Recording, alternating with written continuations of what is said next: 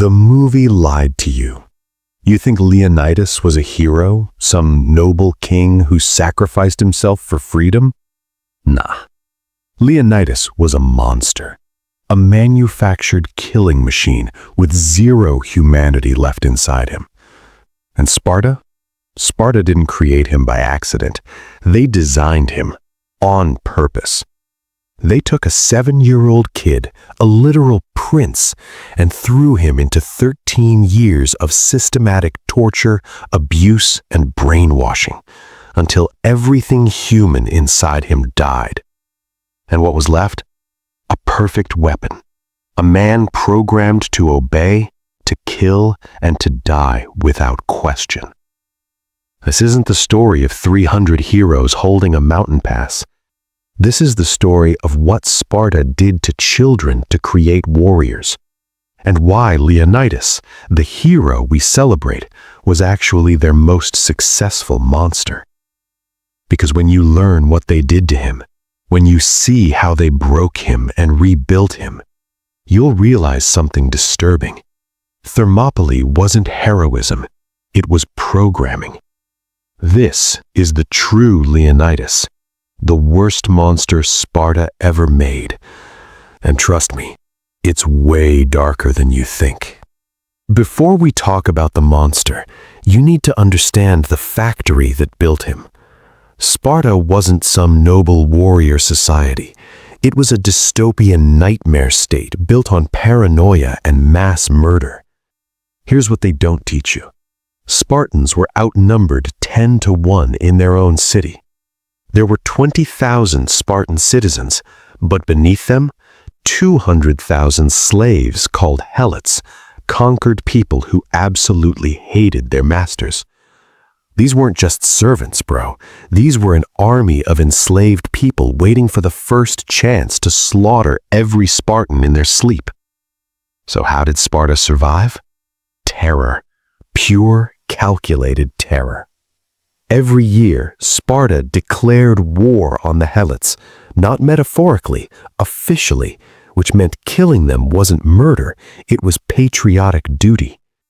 They created the Crypteia, a secret police force of teenage Spartans who went out at night and assassinated the strongest, smartest, or most rebellious slaves. No trial, no warning, just state-sanctioned murder by teenagers. And it wasn't just population control, it was training. They were teaching 15-year-olds to kill without hesitation, without remorse, without humanity.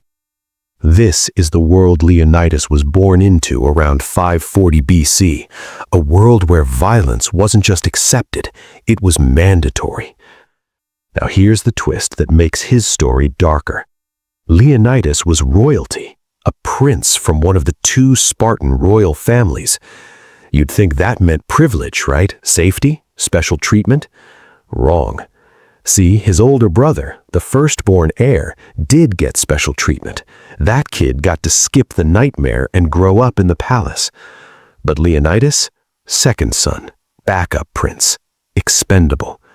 At age 7, they ripped him from his family and threw him into the Agoge with everyone else. No exceptions, no mercy. And the Agoge was designed to destroy children. The Agoge wasn't education, it was systematic dehumanization disguised as training. For 13 years, from age 7 to 20, Spartan boys went through what was basically state-sponsored child abuse, and it was intentional, every bit of it. Here's how they destroyed a kid's humanity. They gave you 1 piece of clothing per year, no replacement, no shoes ever. Freezing winter, walk barefoot through ice. Scorching summer, same torn tunic. You slept on the ground on beds made of reeds you had to cut yourself from the river, with your bare hands, in the cold. And here's the genius evil part. They deliberately starved you. Not enough to kill you, just enough to keep you constantly desperate, constantly hungry, constantly weak. Why? To force you to steal food just to survive. But here's the trap, and this is the psychological torture that breaks most kids. You weren't punished for stealing. You were beaten half to death for getting caught. The lesson? Morality doesn't exist. Only competence matters. Be ruthless, be invisible, win by any means, or suffer. They also created a hierarchy where older boys controlled younger ones, which meant institutionalized abuse became part of daily life. Beatings weren't punishment, they were the curriculum. The goal wasn't to make you tough, it was to make pain meaningless. There's this famous story that shows how twisted it got. A Spartan kid stole a fox and hid it under his cloak. When an instructor questioned him, the kid just stood there, stone-faced, while the fox literally clawed his stomach open, ripping through his guts. The kid died, but he never admitted he got caught stealing. And you know what Sparta said about that? Success. Perfect Spartan behavior. That's how deep the programming went, bro. Death was preferable to showing weakness. The Agoge taught one main rule above everything: laconicism, extreme economy of words. Never show emotion, never complain, never explain yourself. Shut up unless you have something important to say. And when you speak, make every word count. Leonidas, a prince, remember, was thrown into this hell at 7 years old and treated worse than a stray dog. And here's what makes him the monster. He didn't just survive, he thrived. Where other kids saw abuse, he saw competition. Where they felt pain, he found new limits to push. Where they broke, he got harder. By the time he finished the Agoge, Leonidas wasn't a human being anymore. He was a perfectly calibrated weapon. Cold, obedient, lethal. Zero empathy, zero fear, zero doubt. And while he's being forged into this monster, his royal brothers are about to self-destruct in the most spectacular way possible. Leonidas was third in line to the throne. The spare's spare, the one who didn't matter. Let me introduce you to the competition. Brother number 1, Cleomenes, the golden child who got to skip the Agoge because he's the direct heir. Raised soft in the palace with tutors and luxury. Brother number 2, Dorius, went through the Agoge, became this hardened warrior, and absolutely despised his weak older brother. When their dad dies, Cleomenes becomes king. And Dorius? Dude loses it. Imagine being this warrior who survived 13 years of torture, and now you have to kneel to your privileged brother who never suffered a day in his life. Nope, not happening. Dorius literally rage quits Sparta. He's like, I'm out, and sails off to found his own colony and prove he should have been king. The Carthaginians ambush and slaughter him. Brother number 2, dead. Meanwhile, King Cleomenes, the pampered heir who skipped the Agoge, starts going completely insane.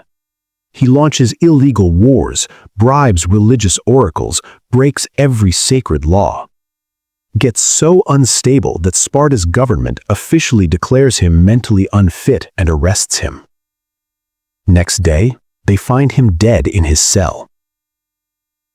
Official story: he somehow convinced a guard to give him a knife and then spent hours methodically cutting himself to pieces, legs, thighs, chest, until he bled out. Real talk, almost definitely an execution disguised as suicide. Sparta couldn't have a crazy king. Brother number 1, dead. Around 490 BC, the monster from the Agoge, the one who learned to outlast and outsurvive everyone, becomes king of Sparta. Leonidas didn't inherit anything, he simply survived while everyone else self-destructed. And here's where his monster nature shows. He felt nothing, no grief for his brothers, no shock, no emotion. just cold calculation. Because the Agoge had burned out every human feeling inside him. And the timing? Absolutely catastrophic. Because across the Mediterranean, Xerxes, god-king of the Persian Empire, ruler of 70 million people, is building the largest army humanity has ever seen. And he's coming to erase Greece from existence. In 490 BC, right when Leonidas takes the throne, Xerxes' father Darius invades Greece. The Athenians crush him at Marathon. For Darius, it's embarrassing. For his son Xerxes, when he inherits the throne, it becomes a psychotic obsession. Xerxes spends 10 years building an army so massive that when they stopped to drink, they literally dried up entire rivers. Ancient historians claimed 5 million soldiers. Modern estimates say 200,000 to 300,000. Doesn't matter. Point is, too many. Xerxes builds a bridge made of boats over half a mile long to march into Europe. When a storm destroys it, dude goes full dictator, orders his men to whip the ocean 300 times as punishment, then executes all the engineers. This isn't a man. This is someone who genuinely believes he's a god. Before attacking, Xerxes sends diplomats to every Greek city-state with one demand: earth and water. Translation: admit I own you. Admit the ground you walk on and the water you drink belong to me. And Greece folds like a cheap tent. Thebes surrenders, Boeotia surrenders, Argos surrenders. The alliance is crumbling before a single arrow is fired. Finally, Persian messengers show up in Sparta. They stand before King Leonidas and make the demand: earth and water. And here's where the monster shows his fangs. Leonidas, the man with zero human emotion left, doesn't even deliberate. The Spartans grab these messengers, drag them to a deep well, and Leonidas personally gives the order: you want earth and water? Find it down there. They throw the diplomats down the well to their deaths. It's not brave. It's not heroic. It's the response of a monster who feels nothing. No fear of consequences, no diplomatic sense, no humanity. Just cold violence. And that act of murder, it just signed Greece's death warrant. Xerxes' response won't be a battle. It'll be genocide. Greece is in full panic mode. Emergency Congress happens. The strategy: stop Xerxes at Thermopylae, this narrow mountain pass where his numbers don't matter. Leonidas goes to Sparta's ruling council to mobilize the army. Council says, no, it's the Carnea, our sacred religious festival. The army legally can't march. But remember, Leonidas is a product of the Agoge. He was trained to find loopholes and exploit them without hesitation. He's like, fine, the army can't march, but my 300-man royal bodyguard? That's not the army. That's my personal security. The council, trapped by their own bureaucracy, can't refuse. But then, Leonidas drops the most chilling order. Only soldiers who already have sons can volunteer. Why? Because the monster knows the truth. They're not going to Thermopylae to win. They're going there to die. And he's coldly calculating which bloodlines will survive after he exterminates these 300 men. No emotion, no remorse, pure tactical sacrifice. Before leaving, Leonidas stops at Delphi and consults the oracle. She gives the famous prophecy: either your city falls or Sparta mourns the death of a king. For a normal human, terrifying. For Leonidas, the emotionless weapon, it's just confirmation. The gods ordered his death to save Sparta. Perfect. Mission accepted. He marches north with his 300, joined by about 7,000 other Greeks. When Xerxes arrives at Thermopylae and sees this tiny force blocking his path, he sends one last diplomatic message: Lay down your weapons and surrender. And the monster gives the reply that makes him a legend. Molon labe. Come and take them. But here's the thing. It's not defiance. It's not courage. It's the automatic response of a machine following its programming. At dawn, Xerxes attacks, and the monster does exactly what he was designed to do. Day 1. Xerxes sends 10,000 regular troops against the pass. They slam into the Spartan phalanx and just disintegrate. The Spartans lock shields into a 3-layer wall of spears. The Persians can't even get close before they're impaled. Leonidas is at the front, not leading men, but executing his programming. Zero fear, zero hesitation, just mechanical killing. Push, he screams. The Spartans move forward as one organism, crushing the Persians into their own army. It's not battle, it's slaughter. Day 2. Xerxes sends the Immortals, his 10,000-man elite guard. Harder fight, but the phalanx holds, because Leonidas feels nothing. No exhaustion, no doubt, no mercy. Just perfect execution of his training. Then disaster. A local trader shows Xerxes a secret mountain path that goes around the pass. Xerxes sends troops on a night march to surround them. When a scout brings the news, they're behind us. The other Greek commanders panic. We have to retreat. We have to escape. But the monster sees this as the completion of his programming. Leonidas sends the other Greeks home, but he and his 300 stay. Not because they're heroes, because they're following the oracle's orders, because they're products completing their function. Leonidas looks at his 300 and gives the order. Prepare your breakfast and eat well, because tonight we dine in hell. It's not inspiring, it's confirmation that their programming is about to execute its final command: die. They don't defend the wall anymore. They charge straight into the Persian army. Leonidas fights like a demon, not from rage or courage, but from complete absence of self-preservation. He's a weapon fulfilling its purpose. Persian arrows finally bring him down. The Spartans form a circle around his body, not from love, but from programmed loyalty. 4 times the Persians try to take it. 4 times they fail, because these aren't men anymore. They're robots following orders. Finally, Xerxes orders his archers to just end it. So many arrows they block out the sun. When the sky clears, silence. 300 dead Spartans, 700 dead Thespians. Xerxes won, but it cost him 20,000 of his best troops to kill 300 monsters. In rage, Xerxes beheads Leonidas and mounts his head on a pike. He thinks he's won. He has no idea he just created the most powerful weapon of all, a legend. Here's the dark truth about Leonidas. He wasn't a hero. He was the victim of the most successful brainwashing program in human history.